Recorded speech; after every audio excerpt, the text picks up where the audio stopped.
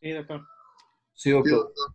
Bueno, decía, para detectar y aislar fallas se requiere de un banco de observadores. En el enfoque GOS tenemos M observadores, donde M representa el número de salidas de mi sistema. Si tengo 5 salidas, entonces tengo que realizar 5 bancos de observadores, ¿verdad? 5 observadores en el banco. Donde la característica es la siguiente. Nótese aquí que el azul es para el observador 1, el rojo es para el observador 2 y el naranja es para el observador 3, ¿verdad? Para que sea más fácil de seguir para ustedes.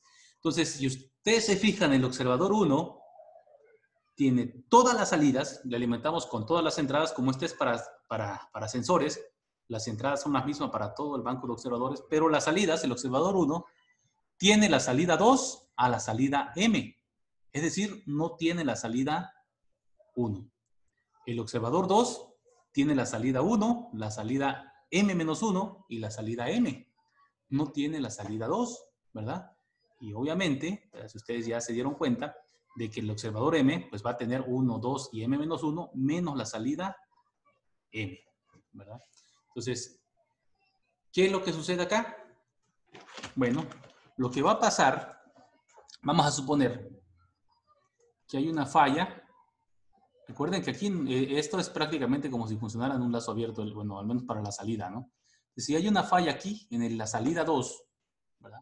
Supongamos que hay una falla en la salida 2. Entonces, ¿qué va a pasar con el observador? Bueno, este de acá, le estoy introduciendo la salida 2, ¿verdad? Sí. Aquí está Y2, YM-1 y YM. Es decir, tiene información de la salida que tiene fallas. Mientras que el observador 2, pues no va a tener esa información, ¿verdad? El observador ni siquiera va a saber que hay una falla en la salida 2. ¿Por qué? Porque no tiene esa entrada. No tiene la entrada 2. El observador 3 no va a saber que hay sí va a saber que hay una falla en este. Sí tiene la entrada 2. Por lo tanto, sí va a tener esa señal con falla. Entonces, si yo calculo los residuos acá, pues este va a ser 0, ¿verdad? ¿Por qué va a ser 0? Perdón, este va a ser 0. Pues porque este va a estar siguiendo la dinámica del sistema porque le estoy pues, metiendo la señal con falla, ¿no? Mientras que aquel que no tiene falla, pues el residuo, la diferencia va a ser 1 porque uno va a estar estimando bien, mientras que el otro va a estar estimando con falla. Entonces, esa diferencia de residuo me va a permitir detectar que hay una falla acá y así sucesivamente.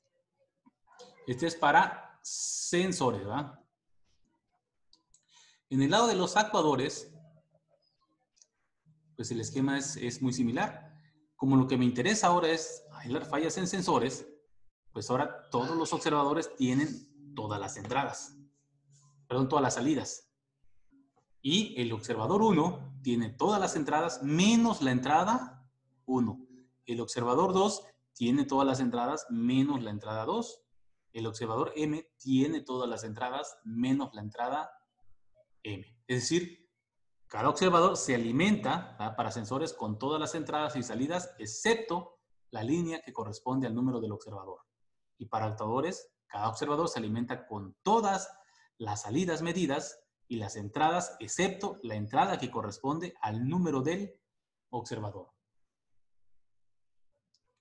Matemáticamente, lo que hay que hacer es que cada observador se diseña con una salida diferente. Es decir, si yo vamos a suponer que tengo un banco de 3 observadores, ¿verdad?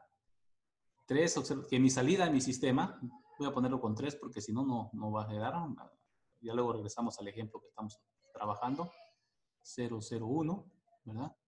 Entonces quiere decir que para el observador 1, ¿verdad?, vamos a llamar X1 estimada, el observador 1 va a ser igual a A, porque la A no cambia, por la X1 estimada, más B, por U, porque pues como es para sensores, va a recibir todas las entradas, más L1, va a calcular esa ganancia 1 que va a recibir las salidas con las que yo alimente, menos la entrada, la matriz 1, por los estados 1, estimado, ¿verdad?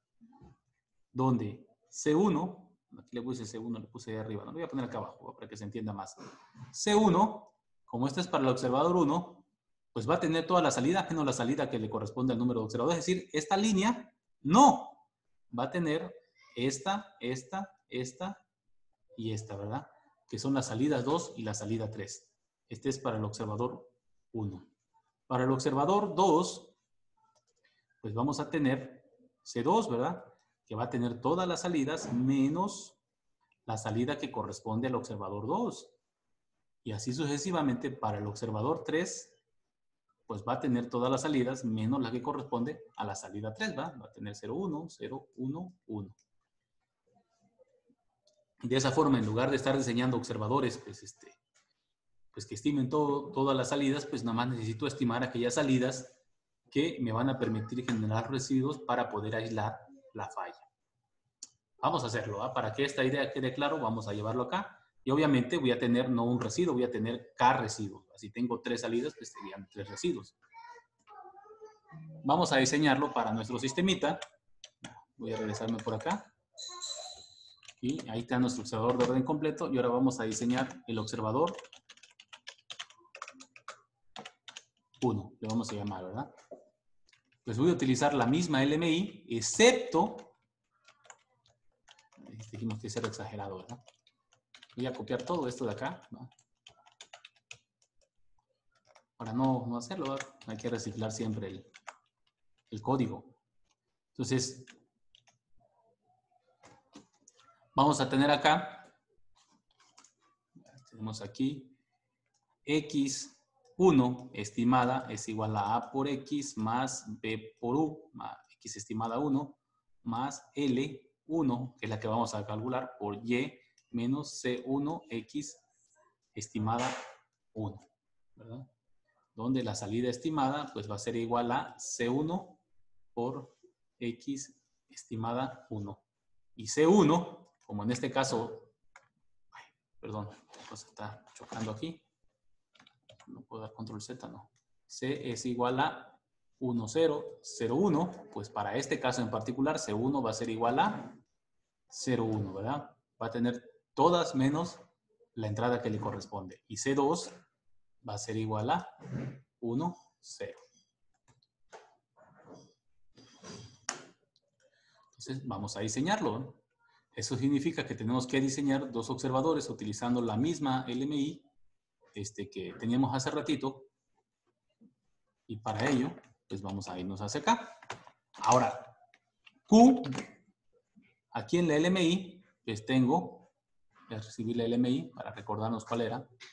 Pues vamos a tener una LMI para el observador 1 y una LMI para el observador 2, ¿verdad? La LMI 1 para el observador 1, LMI 1, pues va a ser A transpuesta P más P por A menos Q1 C1 menos C1 transpuesta, Q1 transpuesta menor que 0. Y para el observador 2, el MI 2, pues va a ser A transpuesta P más P por A menos Q2 C2 menos C2 transpuesta Q2 transpuesta. No confundir con sistemas convexos donde tenemos que resolver un montón de desigualdades que satisfacen a una única matriz P. No. Aquí, vamos, son por separado, son observadores que se diseñan por separado, cuya característica es que el observador 1 se diseña con esta entrada y el observador 2 se diseña con esta entrada.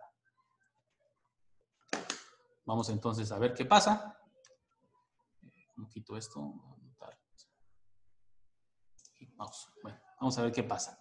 Pues, tomando en cuenta lo que tenemos aquí, pues el observador 1, como ahora C1 es de matriz 1 por 2, pues ¿de cuánto debe ser la matriz Q? Para el observador ya no es una matriz de 2 por 2, ¿verdad? Porque ya no tengo dos entradas. Si esto es 1 por 2, entonces esta debe ser de 2 por 1, ¿verdad? Para que 2 por 1 por 1 por 2, pues me quede 2 por 2 y tenga yo congruencia en las matrices. Para que les quede y no se confunda, le voy a llamar Q1, ¿no? Le pude haber llamado Q igual y no pasa absolutamente nada, pero vamos a cambiarle todo para que se quede igual como están las LMIs. C1 pues va a ser igual a 0,1. Ahí está. Y hay que resolverla, ¿no? Ok, optimize LMI 1, ¿verdad? Vamos ahora sí.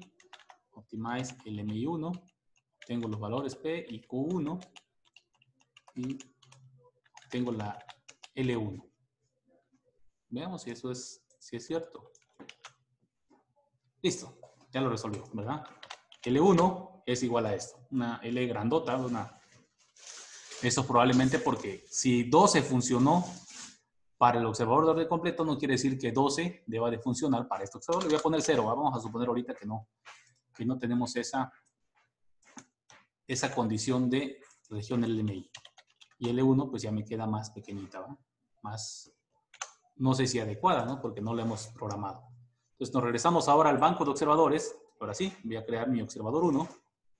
Pero mi observador 1 pues ya no va a requerir esta entrada, ¿verdad? Esta entrada la desaparecemos.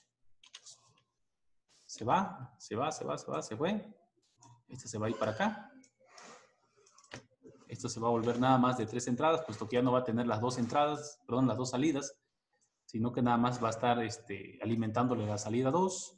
Y por lo tanto también aquí a la salida, pues ya no va a tener que sumarle las 2. Vamos a sumarle nada más el punto de equilibrio 2. Y aquí a la salida, pues ya no va a ser, lo voy a poner aquí para que no se, ya no es C, es C1, ¿verdad? Ya no es L, es L1. 1, 1. ¿verdad? Y aquí en lugar de 2,4, pues ahora ya nomás va a tener 3, ¿verdad? 2,3. Y aquí sí que las matrices no son congruentes. BL1. ¿Por qué no está dando? Ah, aquí es 1,3, ¿verdad? 1,3. Ya no tengo un C1 en realidad es de 1 por 2. Pues. Ahí está. Entonces ahí tenemos ya nuestro observador programado. No sé si vaya a funcionar, ¿verdad? No lo he hecho. Vamos a introducir la entrada. Aquí sí lo voy a arreglar porque si no me va a dar mucha lata esto. Para asegurarme que 1 sea la entrada 1 y que 2 sea... Aquí vamos a cambiar esto, ¿no? Porque eso no me gusta de que 2 es la entrada 2 y este es el que está confundido. Este es el que está cambiado. Así lo vamos a arreglar. Y este de acá. 3 y ya no hay 4, ¿va? Y también el residuo. Voy a borrar todas las anotaciones de estas porque nada más nos están pues metiendo ruido ahí. Clear all drawings.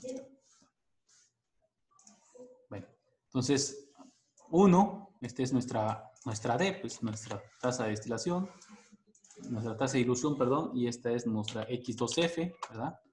Y esta es mi salida Y2, a lo que le estoy metiendo al sistema, Y2. Entonces, Y2 menos el punto de equilibrio 2, ¿verdad? Porque recordemos que es una delta X lo que estamos considerando ahí y al final la tenemos que compensar. Nada más esa. Y ya no voy a tener más que un solo residuo, ¿verdad?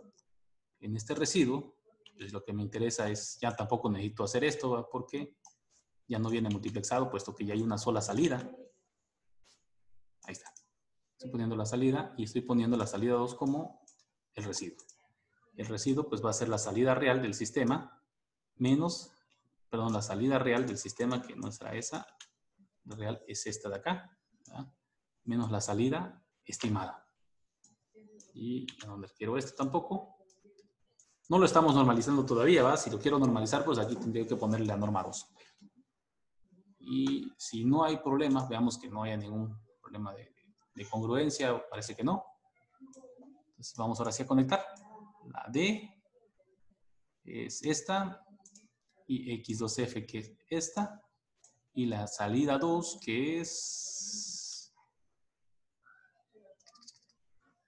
esta de ahí, ¿verdad? Esa es la salida 2 y aquí out, vamos a poner aquí en lugar de out que se llame salida estimada, bueno, no, Y estimada, ¿verdad? Para que no se vea así feo que dice out.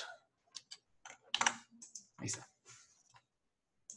Ahí está, ¿verdad? Tengo, este es mi observador 1 del banco y de aquí, pues voy a mandarlo, pues lo que me interesa es el residuo, ¿eh? Voy a ver qué pasa con el residuo.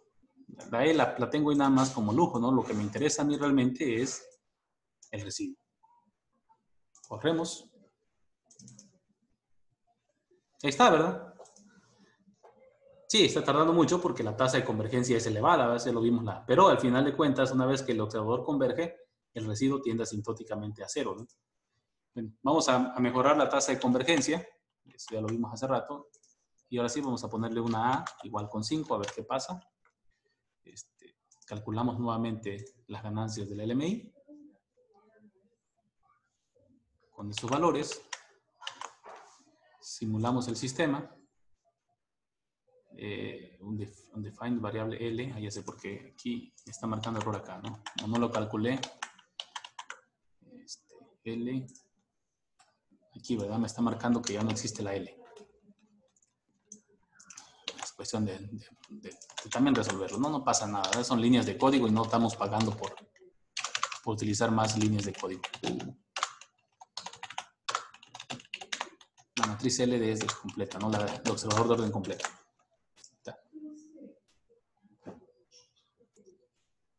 Bueno, ahora sí ya. Corremos. Ahí está, ¿verdad? Con 5 funciona perfectamente bien, ¿verdad? El residuo es prácticamente 0. Si fuéramos un poquito pues, más, tendríamos que calcular el residuo. Entonces, este observador, pues funciona bien. Vamos a crear el observador 2, ¿verdad? El observador 2. La diferencia es que el observador 2, pues va a tener las mismas entradas, ¿verdad? Dijimos, el observador 2 tiene la... ¿Por qué se ve como que esta fuera la misma? Este lo estamos metiendo mal. Este es X2. Aquí. Va a tener las mismas entradas, pero la salida, pues va a ser la salida 1, que es... Ya me estoy haciendo pelotas acá. Déjenme configurar. Este es X1 de X2F. Y la salida 1 es que se estaba mal, ¿no? Salida, lo voy a agarrar de ahí arriba, ¿no? Porque no voy a estar ahí sufriendo de ver cuál es cuál. Si tuviéramos más tiempo, pues les aconsejo siempre que su código sea lo más bonito y claro posible, sobre todo si tienen un director de tesis a los estudiantes que les va a estar revisando el código y luego llegan con cada código que de verdad pues desespera, ¿no? Entonces vamos a, nuevamente ahora el residuo, pues va a ser acá, ¿verdad? Vamos a poner residuo también aquí para que lo analicemos en el mismo scope. 2, layout, 2, ok. Y ahora aquí vamos a tener el residuo 2. Y aquí hay que cambiar, ¿verdad? Porque aquí estamos actualizando el punto de equilibrio 2, en realidad aquí ya es el punto de equilibrio 1, porque esto que es el observador 2, que le está entrando la entrada 1. Y aquí no le hemos calculado, ¿verdad? C2, L2. Está marcando error porque pues todavía no están declaradas ni L2 ni C2, ¿no? Y lo demás es lo mismo. Y pues nos vamos a declarar esas mismas, ¿no? Vamos a copiar este código. Pegamos este código. Observador 2. Q2, C2. Voy a dejar la misma matriz A. Q2, C2, C2, Q2 y ya, ¿verdad? Este le vamos a llamar LMI2. Q2. Es el mismo, ¿verdad? Solo estoy resolviendo para... Lo único que cambia en realidad es que ahora la matriz E2 pues no puede ser la misma, es 1, 0. Corremos. Ahí está. L2 sí funcionó, ¿sí?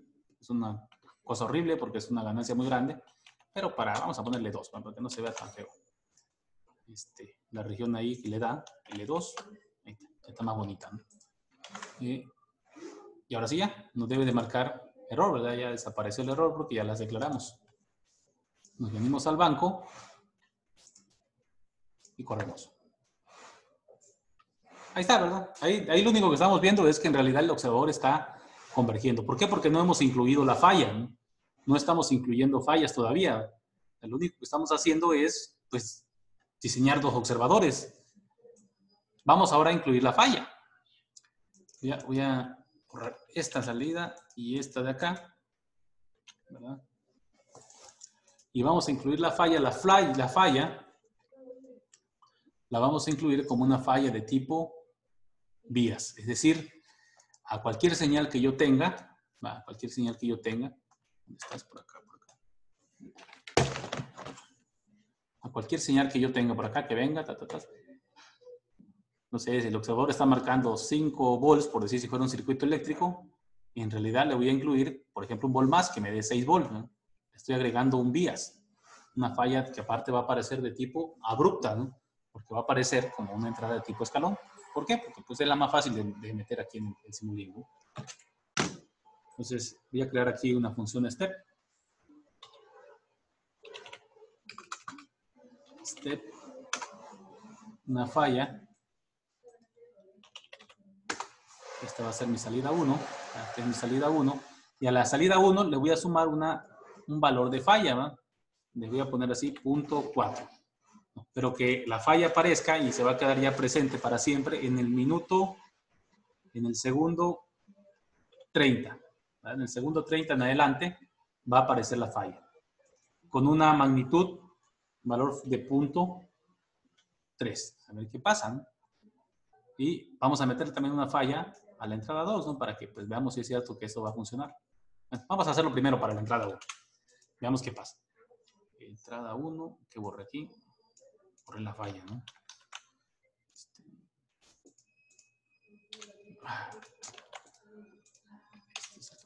Ahí está. Entonces ahora, ¿a quién le estamos introduciendo la entrada 1? Pues a este observador, ¿no? Este observador, pues vamos a meterle la salida con falla, ¿no? El otro no, porque no tiene falla todavía la entrada 2. Ahorita vamos a meterle falla a la entrada 2, pero por lo pronto se lo vamos a meter a este observador, que es este rojo que está ahí. Y corremos, veamos qué pasa.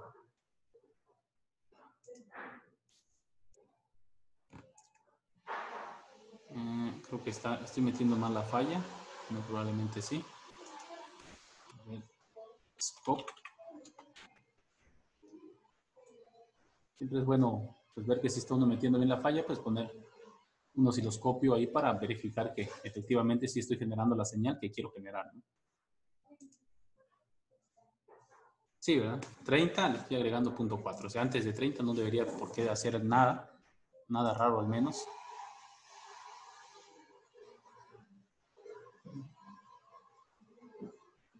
Las salidas. Aquí es que borré esto, ¿verdad? Faltan los estados, tienen razón. No son las salidas, son los estados, ¿verdad? Los estados no tienen fallas, ¿no? Porque no tenemos fallas paramétricas. O sea, recordemos que el bioreactor es un sistemita pues, que está funcionando ahí. Que hay dos sensores que casualmente miden esos dos estados es otra cosa, pero no son las salidas, ¿verdad? Si no tendríamos fallas paramétricas. Si estuviéramos pues, manipulando el modelo. El modelo no ha cambiado, ¿verdad? Lo que está fallando es este sensor, aquí hay un sensor, ¿verdad? Que está midiendo esta salida, que casualmente para este caso es el mismo que X1, y ese sensor que está alimentando este observador es el que tiene la falla. Entonces, vamos a ver. Ahí está.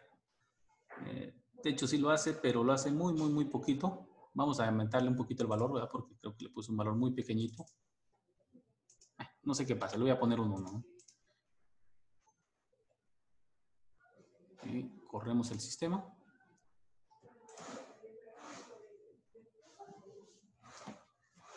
Pues ahí está. Así queda el residuo, pero por alguna razón no desaparece, ¿no? Vamos a ver acá. De hecho, sí queda, ¿no? Lo que pasa es que si analizáramos acá, el residuo en realidad ese pico es muy grande, pero en realidad sí tenemos un residuo, fíjense. Lo que pasa es que justo cuando ocurre la falla, como es una falla abrupta, ¿verdad? Y una falla abrupta, pues abrupta su derivada en el instante que sucede, pues no existe, pues es infinito, ¿no? ¿Por qué? Porque en realidad es una entrada discontinua, ¿no? Que de pronto es 0 y de pronto se vuelve 1, por eso es que aparece esa señal tan horrible, ¿no? Pero bueno, voy a agrandar acá para que veamos el residuo. Ahí está el residuo. Necesito ver toda la aquí, así, ¿verdad? Para que veamos todo. Ahí está. Entonces, de pronto está en 0, el residuo 1 está en 0, ¿verdad? ocurre la falla, pues hay el observador vuelve a perder convergencia, es lo que está pasando ahí. Como hay una falla, el observador pierde convergencia y en el momento que pierde convergencia vuelve a converger, pero ya no converge al estado, ¿verdad? Ya no converge a ese valor, el residuo ya no es cero. Ya hay una desviación acá que me permitiría generar un threshold, por ejemplo aquí, de esta magnitud, y poder generar esa falla. Fíjense en esto. ¿Qué pasa con el residuo 1? Ni se entera, ¿verdad? El observador 1 ni se entera que hubo una falla. ¿Por qué no se entera el observador 1 que hubo una falla? Porque no tiene contemplada esa salida. ¿Verdad? Pues sí, porque no tiene contempladas, él no sabe que hay una falla porque simple y sencillamente nadie le dijo, ¿verdad? Nunca le informaron que esa salida pues tiene una falla. Voy a poner ahorita, voy a deshabilitar esta falla y voy a poner una falla ahora de tipo pulso, ¿verdad? Vamos a poner una falla de tipo pulso. ¿Cómo construimos una falla de tipo pulso? Con dos steps. Lo voy a construir por acá y luego lo voy a agregar en un superbloque ahí. Vamos a crear una tipo pulso. Y no quiere. Entonces vamos a agregar un tipo pulso que se active en el segundo 10 con un valor inicial de 0 y con un valor final de 0.6, ¿verdad? Y eso mismo acá, en 20, para que sea de 10 a 20, se va a activar con un valor inicial de 0 y con un valor final de menos 0.5, creo que le puse el otro, ¿no? 0.6, ¿verdad? 0.6. De esa forma, lo que estoy generando, pues es una señal de tipo pulso, ¿verdad? Si la viéramos aquí en este osciloscopio, ese es lo que estoy creando, ¿verdad? De 10 a 20 estoy activando una falla con una magnitud de 0.6 en ese sensor.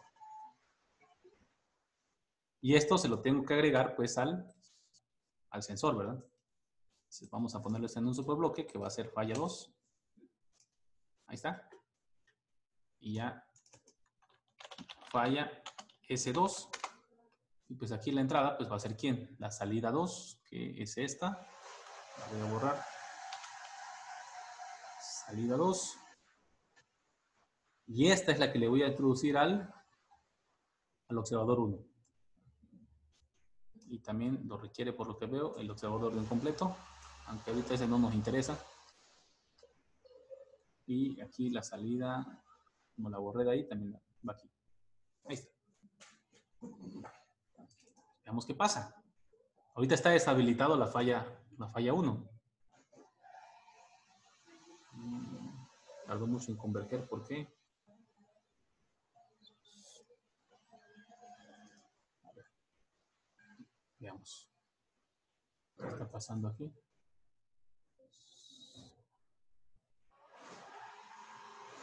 Se sigue activando la falla. Tick time 300 inicial valor 0, no debe de activarse nada. Perdón, hay mucho ruido por acá. Le estoy sumando a este. Y este se está introduciendo al observador que está acá. Y además lo estoy visualizando. Pues este tiene la falla de hace rato, ¿eh? No tendría por qué aparecer. Escorramos.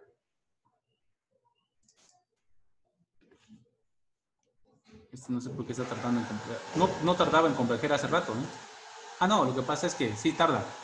Lo que pasa es que por las dimensiones parecería, ¿no? Ahí está. Ahora puse una falla que es de tipo, podríamos decir, intermitente, ¿no? A lo mejor vuelve a aparecer más adelante, ¿no? Pero esta falla apareció solamente de 10 a 20. ¿Verdad? Aquí el observador ya había convergido, que no tenía precisamente una convergencia muy buena. Y eso, pues, el que no tenga una convergencia aceptable todavía ahí, pues hace difícil notar la falla, ¿no? Vamos a incrementar, porque lo podemos hacer teóricamente, incrementar la región LMI para el observador 1. Vamos a ponerle 10 nomás para exagerar, nomás para ver el efecto del banco del observador 1.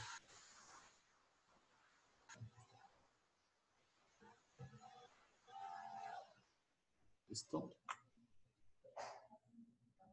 No le hagan caso a esas gráficas, son de otra cosa.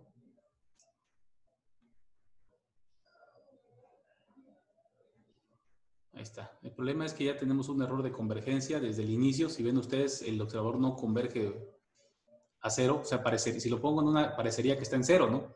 Pero al momento realmente no converge. Y el hecho que no converja quiere decir que al menos esa falla de esa magnitud no la puedo detectar. No la puedo detectar porque ya tengo un error de convergencia. Sí detecto esto, pero esto desaparece, ¿no? Desaparece y vuelve a regresar. Es decir, si yo me fijara nada más en esta señal, pues sí detectaría que aquí sucedió algo, ¿no?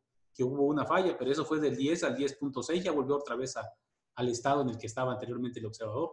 Y eso se debe a que hay un error de... Uy, creo que lo cerré. A que hay un error de convergencia, ¿no? ¿Cuál era? ¿Alguna pregunta ahí mientras encuentro el archivo? Sí, espero haberlo guardado.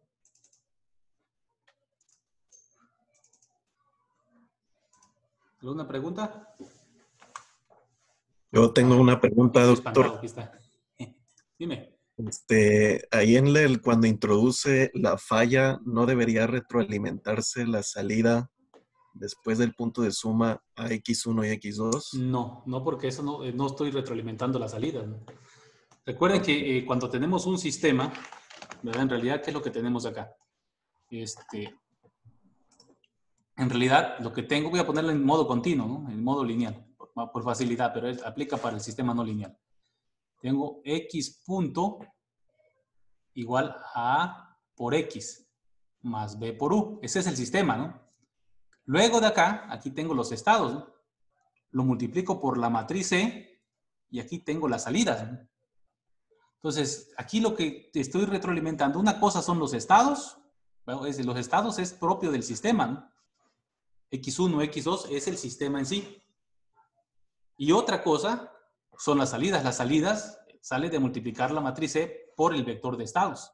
Entonces, las salidas, ¿verdad? El sistema, ponte que tú tienes el bioreactor, no lo tienes instrumentado para nada, ¿verdad? Si no lo tienes instrumentado, ¿va a ocurrir alguna falla en los sensores? Pues no, porque no tienes. Entonces, pero yo quiero saber en ese bioreactor cómo está variando la biomasa y cómo se va consumiendo el sustrato. Entonces, le agrego dos sensores físicos. Recuerden que las fallas tienen un significado físico. Le agrego dos sensores, y ya lo decíamos el día de ayer, por si alguno de los que está el día de hoy no estuvo ayer. Oye, pero no hay sensor para sustrato. Bueno, alguien dijo que sí hay para biomasa y decíamos que es por cuestiones puramente académicas, estamos considerando que hay dos sensores. Y agregamos dos sensores físicos al bioreactor. O sea, le hago lo taladro y le meto un sensor, lo taladro y le meto estos dos. La gente de instrumentación sabrá mejor que yo cómo instalar esos sensores.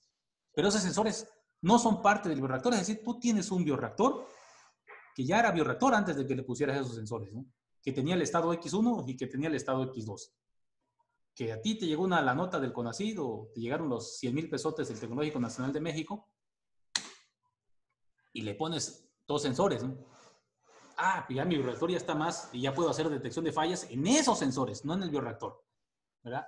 Las fallas que estamos detectando no son fallas del bioreactor. El bioreactor puede estar funcionando bien. En este caso, son fallas en los sensores. Si el bioreactor estuviera fallando, entonces estaríamos hablando de fallas paramétricas. Y ese sí es un poquito más complejo. Si la válvula que alimenta el flujo de entrada estuviera fallando, entonces estamos hablando de fallas en los actuadores. Pero en este caso, por eso no lo retroalimentamos, porque bueno, porque este es toda esta parte de acá, bueno, lo puedo poner en un bloque para que no se malentienda. A tu system, este es el bioreactor, ¿verdad? Ahí está. Del bioreactor le instalé dos sensores que son para medir X1 y para medir X2. Este quedó así porque quedó medio raro, ¿no? Ánimos. ¿Queda claro la explicación? Sí, doctor, muchas gracias, muy claro. Bueno, entonces esa falla que introducimos acá, al parecer era muy pequeñita, vamos a hacerla. Recuerden que todo ahorita es por cuestiones puramente didácticas, ¿verdad? No quiere decir que esto sea, que inclusive los valores que estoy poniendo, o sea, si hay gente aquí del área de bioproceso, oye, pero esos valores no son reales, ¿no? bueno, es puramente didáctico. Y recuerden que si no funciona tan bien como quisiéramos, es porque también estamos usando el observador más básico que existe, ¿va? Que no es necesariamente el mejor observador, pues, el Luenberger. Ahí está. Entonces, aquí se alcanza a notar un poquito más, he aumentado la dimensión, pero de todos modos no es muy buena la generación de este residuo, porque la dimensión aparentemente de la falla, pues sí, voy a borrar esto. ¿Dónde está para borrar? Clic.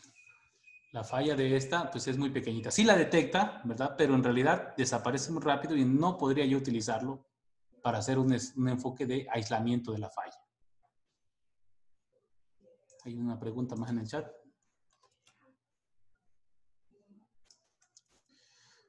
Aswi, bueno, eso sí. Yo ya me estoy saltando esa parte, ¿no? ¿Por qué? Porque pues ya lo vieron y ya al cansancio las últimas 2 semanas. Pero sí debe de cumplir cada observador, pues es de cajón, ¿verdad? Debe de cumplir que debe ser observado para cada observador. Es decir, para C1 y para C2, yo no lo hice porque pues ya sé que sí es observable, pero en realidad, siendo estrictos, tuvimos que haber checado la observabilidad. Pero eso era pérdida de tiempo, al menos para el objetivo del día de hoy.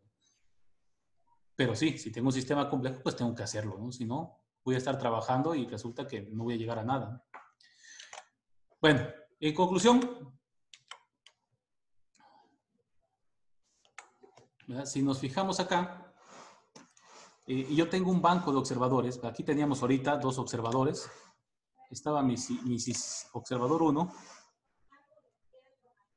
y mi observador 2.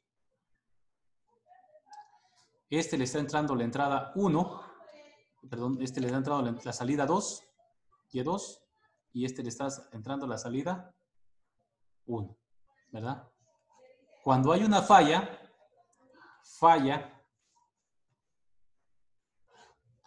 R1, R2. Vamos a hacerlo así grandotote, ¿va? Como si estuviéramos jugando gato. Si hay una falla en Y1, ¿qué pasó con el observador 1? ¿Qué pasaba? Pues este cambiaba, ¿verdad? Y este no.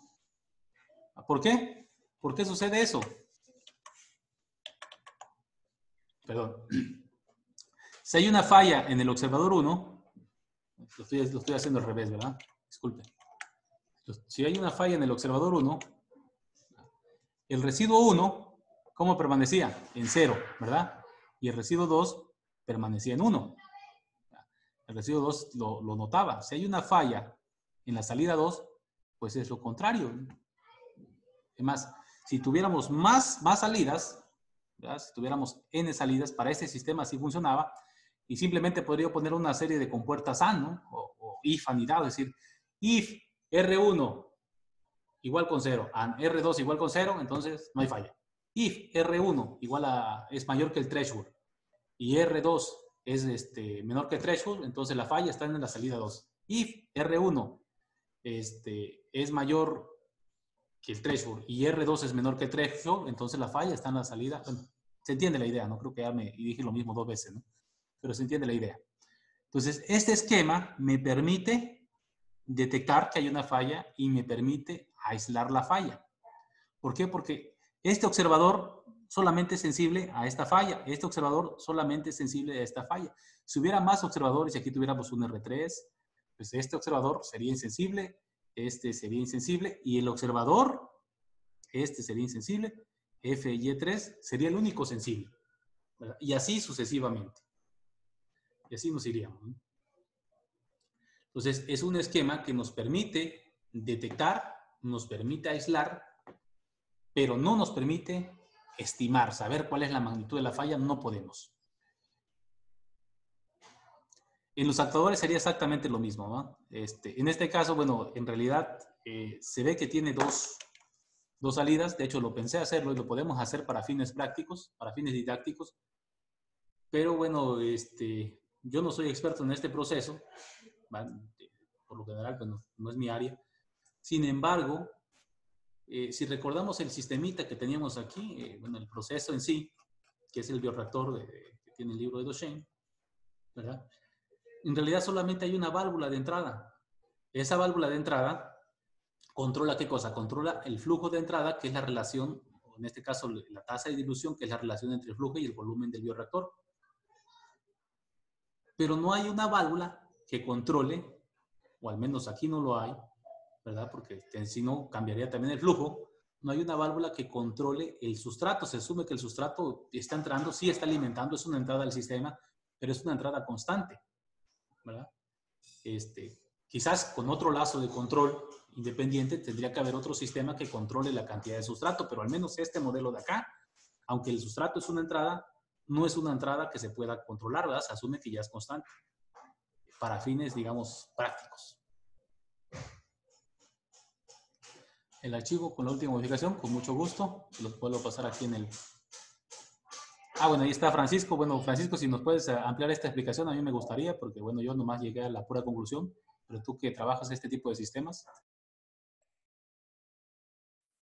Sí, estrictamente se está considerando que hay una alimentación constante, que sí lo hay, porque generalmente se usan bombas peristálticas, perdón, y se tiene obviamente una oscilación, como comentábamos la otra vez, pero se mantiene un intervalo, digamos, límite máximo mínimo en un intervalo confiable y no hay problema.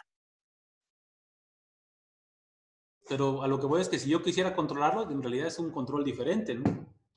Sí, es muy difícil que en el mismo, o sea, que esa misma válvula sea las dos cosas, no es posible. Bueno, pues sí, entonces ahí tenemos esa parte. Por cierto, aquí en el tecnológico también tenemos un compañero, no sé si esté conectado, que trabaja con bioreactores. Él tiene 2, creo, bioreactores de estos, fotobioreactores, de hecho. Por si también ahí, pues, que este curso que también sirva como mucha oportunidad para que aquellos que tengan intereses comunes, pues puedan contactarse, ¿no? No sé si esté conectado Héctor por acá. Ahí está, Héctor Hernández, ¿no? Héctor Hernández de León, que es compañero de aquí del tecnológico, que trabaja con fotobioreactores. Entonces, si tiene un estudiante también, que supongo yo ha de estar conectada también, Laura Vélez Landa, que está haciendo una tesis al respecto. Entonces, pero les digo, yo no es el área que yo domino, yo tomé este ejemplo porque me gusta el ejemplo, de hecho lo veo en mis clases, pero lo tomo y doy por hecho que lo que dice Beckett en su libro, así es, ¿verdad? No me meto yo en la... Por eso siempre tomo también los parámetros del libro, ¿verdad? No me meto yo más allá de esto, ¿no? Buenas tardes. Muy interesante la explicación, doctor Ronay. Lo tomaremos muy en cuenta, muy didáctico todo. Ahí está la tesis ya, se suelta. No es cierto. Pues ahí está, ¿verdad? Entonces, la idea es esta. Ya con los expertos, lo importante es tener a expertos también apoyando. No nosotros como en control, sino los expertos en procesos biológicos, que nos den la experiencia en todo este tipo en el sustrato, biomasa y todo eso, ¿no? Estaremos muy pendientes de todo eso. Muy bien todo por ahí, adelante. Pues bueno, miren, hasta ahí lo vamos a dejar por el día de hoy. Estos videos se están subiendo, la clase de ayer ya está ahí en la página. Yo les invito nuevamente a que se suscriban y que le den like a los videos, ¿no? Porque pues queremos llegar a más personas, ¿no? Y también es parte de la idea es que en el futuro, pues ya los alumnos no batallen tanto y digo, oye, no entiendo, pues vete a ver el video número tal de la clase tal, ya para que también sea más fácil para ellos. El día de mañana, sí, por ahí había la inquietud de Cecilia, si se puede hacer para actores, es exactamente lo mismo, pero hay un detalle. Imagínense que quisiéramos aplicar esto al cuadrotor. ¿Qué pasa con el cuadrotor? ¿Hay alguien aquí que trabaja con cuadrotores y nos pueda indicar cómo funcionan las entradas?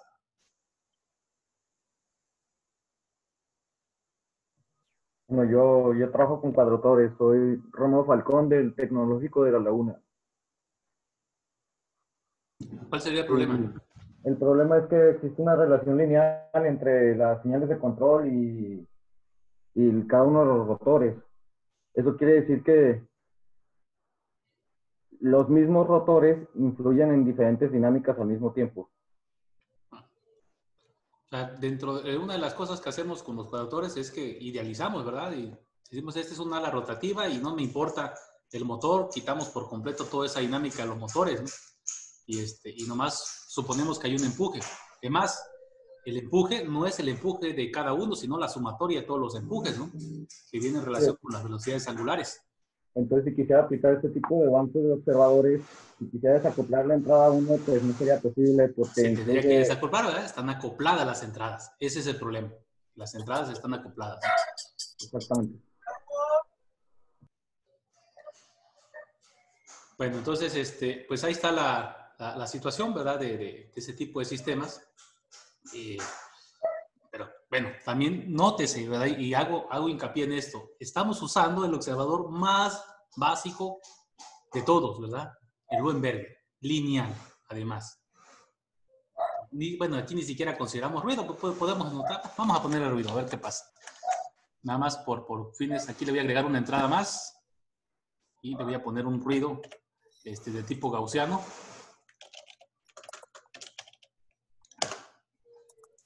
Doctor, no está compartiendo su pantalla, perdón. Ay, perdón, es una disculpa, se me va cuando pase eso, pues acuérdenme.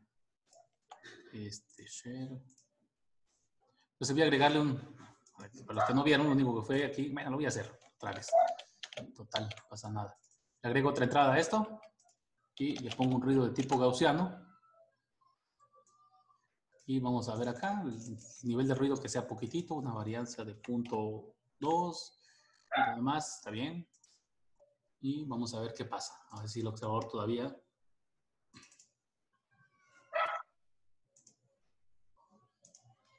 Voy a meter la falla en el 2, ¿verdad? Voy a deshabilitar esta falla. Bueno, ya está deshabilitada. Esta es la que funcionaba más bonita, ¿no? Vamos a meterla aquí en el segundo 30 y voy a deshabilitar la segunda falla porque también hay otro detalle, ¿no? ¿Cuál es el otro detalle de este esquema?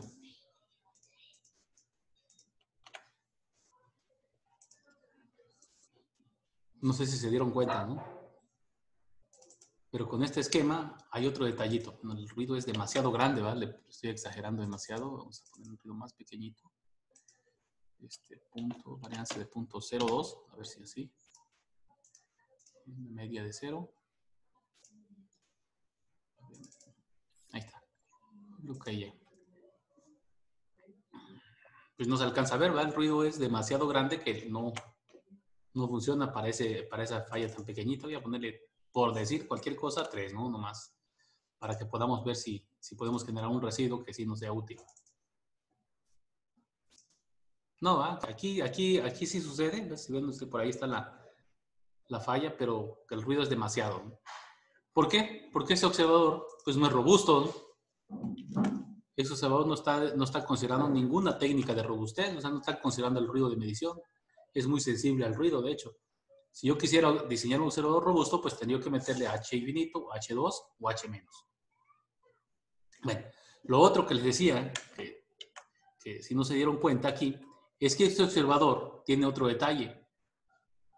No puede detectar, bueno, detectar sí, pero no podría aislar fallas simultáneas que ocurren en más de dos salidas. Si dos salidas estuvieran fallando al mismo tiempo, no podría saber quién es el que está fallando. ¿Por qué? Porque se basa en esto, tiene que generar esta tabla de esta matriz de incidencia que solamente es sensible a una falla. Si yo pongo un 1 acá, si estuvieran fallando dos al mismo tiempo, entonces tendría yo un 1 y un 1 en la misma línea. Y entonces, pues yo ya no podría saber quién está fallando, ¿no? Sabría yo que hay una falla porque los residuos son diferentes de 0. Ese es un detalle que tiene este esquema de bancos. El GOS y el GOS, ese es su problema. Son para fallas únicas, no para fallas múltiples. Bueno, ¿alguna pregunta? Doctor Francisco, buenas tardes. No es tanto pregunta, sino ¿será que puede volver, por favor, a enviar el último archivo al chat? ¿Ya lo mandé? Ya con el ruido incluido, doctor. Es que se me bloqueó se borró mi archivo. A ver si entonces... lo guardé porque no es el que te vaya a mandar un archivo. Gracias. No pasa nada, lo mandamos en file. Me parece que es este. Ahí está. Bueno. que no dio ninguna información útil, ¿no? Porque el ruido fue demasiado grande como para que fuera práctico utilizarlo. Es un nivel de ruido muy grande, ¿no? Bueno, ¿hasta ahí alguna pregunta?